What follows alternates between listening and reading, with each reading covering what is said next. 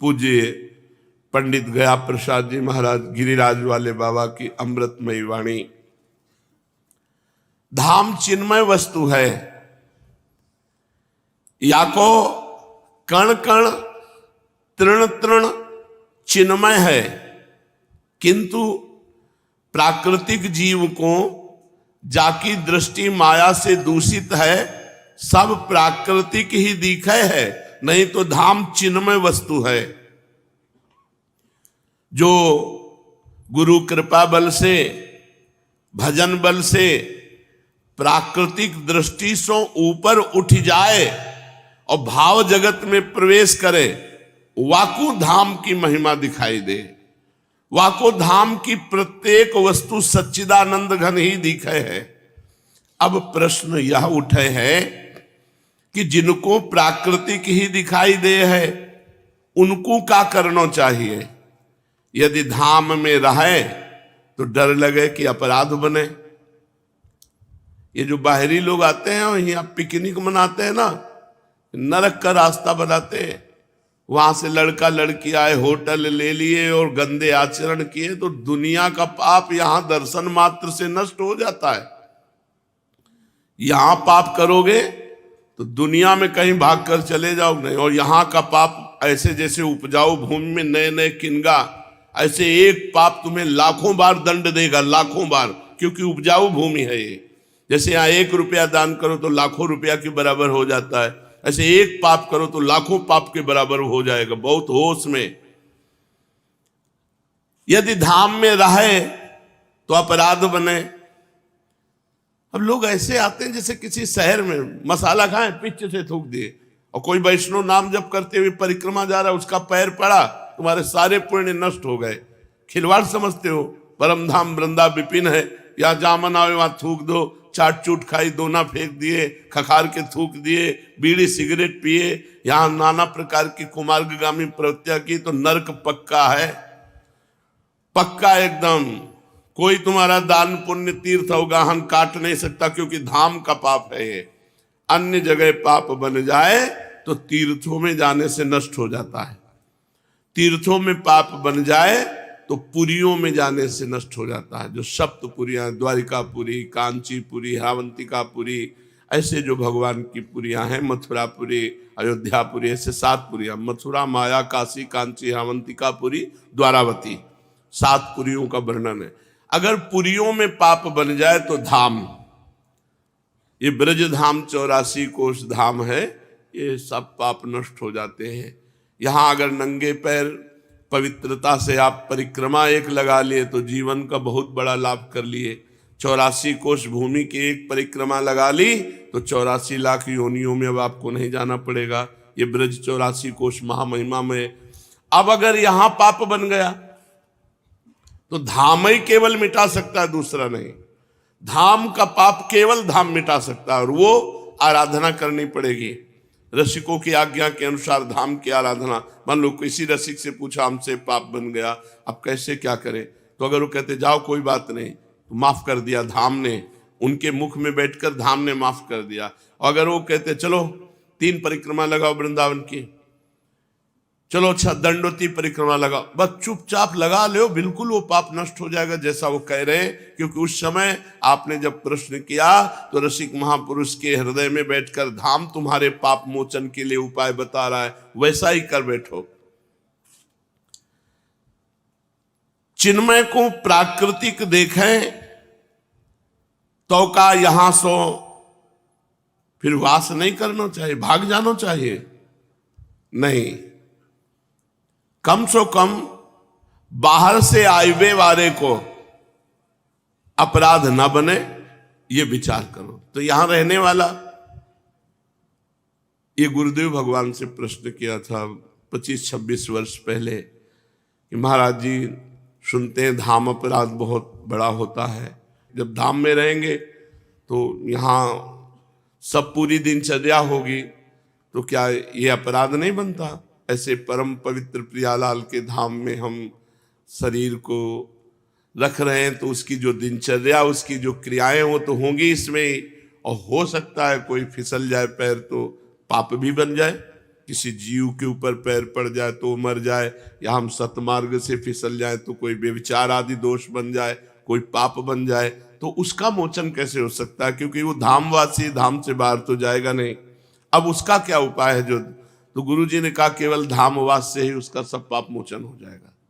गुरु वाक्य जनार्दन के वाक्य हैं, भगवान के वाक्य हैं कि उसको कोई उपाय नहीं करना। वो धाम निष्ठा लिए पड़ा है, बस उसके सारे पाप अपने आप नष्ट हो जाएंगे धाम की कृपा से। लेकिन जो बाहर से आया हुआ है उसे बहुत सावधान, जो धामवास कर रहा है वो जानबूझकर थोड़ी पाप करेगा।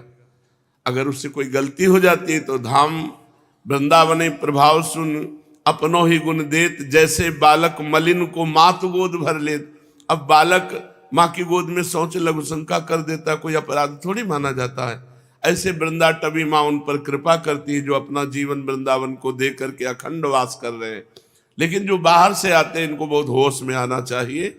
यहाँ केवल आओ भजन के लिए, यहाँ प्रिया प्रीतम को रिझाने के लिए आओ, यहाँ अपनी समस्त कामनाओं को दबाने के लिए आओ, यहाँ वासनाओं का खेल मत खेलो, तो फिर खेलने लायक नहीं रहोगे। ऐसी ऐसी परिस्थितियां आती हैं जीवन में, ऐसे ऐसे कष्ट आते हैं पूछो मत। कम सो कम जो बाहर से आवे हैं उनको अपराध का डर होना चाहिए कि धाम में अपराध न बनने पावे। और देखो घबराओ नहीं, जो धाम से बाहर नहीं जाए हैं, धाम में ही रहे हैं, वो धाम को स्वरूप हो जाए हैं। शास्त्र और संतन ने बात बतायो है। पंडित गया प्रसाद जी देखो वर्णन कर रहे हैं,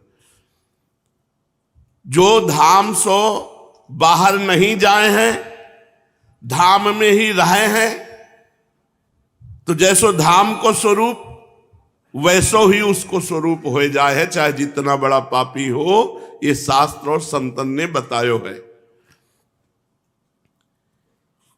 यदि अपने को वैसो नहीं दिखे तो याके ताई प्रिया प्रीतम से प्रार्थना करें कि हे मेरे जीवन धन, मुंह अपने अबोध बालक को अपनो वास्तविक स्वरूप दिखाओ, अन्यथा मोसो प्रतिक्षण धाम में रहते भय अपराध ही बनत रहेंगे, और मैं आपकी गोद में रहते भय हूं आप सो जन्म जन्म को भटक जाऊंगो।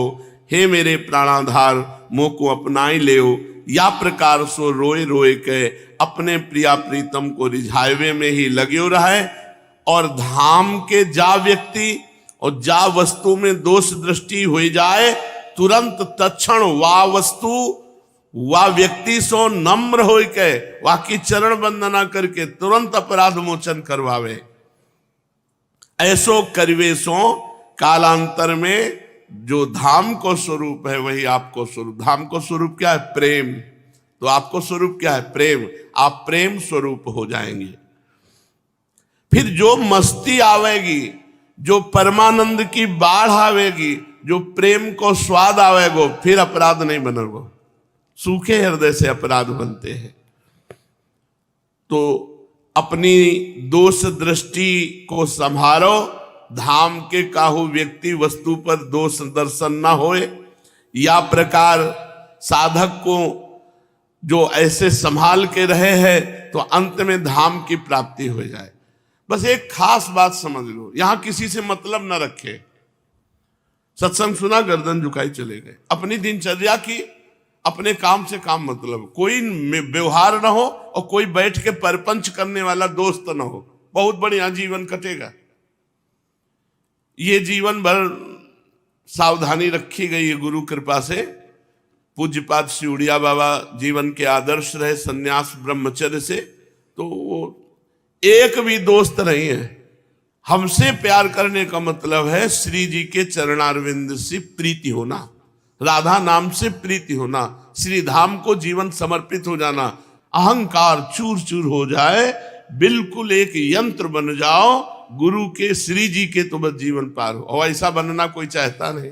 और जो उसे बर्दाश्त कर लेगा उसे सबसे मीठा वस्तु मिलेगी, श्री राधा किशोरी। राधा किशोरी परम रस समुद्र, प्रेम समुद्र। आप ये समझ लो, प्रेम लाडली जू, आनंद लालजू, और उनकी शरण में गोविंद शरण। प्रेमानंद गोविंद शरण। प्रेमानंद की शरण में गोविंद शरण है। जो प्रेम है वो प्रियाजू, जो आनंद है वो लालजू, और जो गोविंद जिनकी शरण में है वो है प्रेमानंद। हमारे नव किशोरी नव किशोर। तो गोविंद से प्रेम करने के लिए प्रेमानंद का परिचय चाहिए, और प्रेमानंद का परिचय प्राप्त करने के लिए अहंकार गलित चाहिए। साधक को परम कर्तव्य कि धाम में रहते हुए धैर्य सो काम लेनो है, धीरज न त्यागे। धैर्य और धीरज पूर्वक सदगुरुदेव को दृढ़ आश्रय रखे। मन लगवे ना लगवे की चिंता ना करे। बहुत बड़े महापुरुष की बात है, बिल्कुल ऐसे ही होना चाहिए। मन लगवे ना लगवे की चिंता ना करे, चिंता करे केवल केवल कि मुझे सदगुरु की आज्ञा पालन में रहनो है। अपने मन बुद्धि सो कह दे कि अब तुम्हारो सब काम समाप्त हो गए भैया। अय बुद्धि, अब मुझे तुमसे सलाह नहीं लेनी। अय मन, अब मुझे तुम्हारे अनुसार नहीं चलना, मुझे गुरुदेव के अनुसार चलना है। तुम अब सुख सो चैन की नींद सो। अय मन बुद्धि, अब तुम्हारी जरूरत नहीं है, अब गुरुदेव की आज्ञा के अनुसार चलेंगे। मेरे सदगुरुदेव की आज्ञा पालन करन देव, बस फिर तो तुम देख लो कोई अपराध कभी ना बनेगो। शीघ्र ही तुम प्रसन्नता की तरफ बढ़ते चले जाएगो। एक दिन ऐसो आयोगो कि तुम नित्य को, अपने प्रिया प्रीतम को, अपने खिलौना को गोद में लिए बैठे हो।